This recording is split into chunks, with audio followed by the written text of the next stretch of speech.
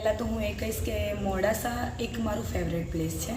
હું લગભગ 3-4 વર્ષથી અહીંયા આવું છું ને હું અહીંયા આવવા માટે હું પોતે રાહ જોતી હોઉં છું કે ક્યારે મને મોડાસા જવાનું થાય. મને બહુ જ સારો રિસ્પોન્સ મળે છે, બધાનો સપોર્ટ બહુ મળે છે ને મને બહુ મજા આવે છે.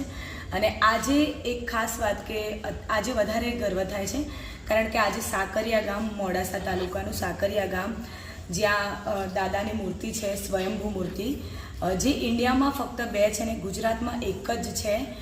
મેં એવું સાંભળ્યું છે કે દાદાની આ મુદ્રામાં સૂતેલી મૂર્તિ છે, તો ત્યાં દર્શન કરીને ખૂબ અમને ધન્ય અનુભવ થાય છે, ખૂબ ગર્વ થાય છે કે દાદાના અમને આજે દર્શન થયા. એટલે દાદાને બસ એ જ પ્રાર્થના કરીએ કે આખા મોડાસા, આખા અરવલ્લી જિલ્લામાં બસ એમના આશીર્વાદ રહે અને બધાને હંમેશા ખુશ રાખે, એવી દાદાને પ્રાર્થના છે. બસ હવે રાહ જોઉં છું કે ક્યારે સ્ટેજ ઉપર જવું અને બધાને મળું અને બધાને મોજ કરાવું. પહેલાં તો અહીંયાનું એક મોડાસામાં બધી રીતે બહુ સારી વ્યવસ્થા હોય છે. મેન તો મહિલાઓ માટે, લેડીઝો માટે પણ બહુ સારી વ્યવસ્થા હોય છે કે કોઈને તકલીફ નથી પડતી.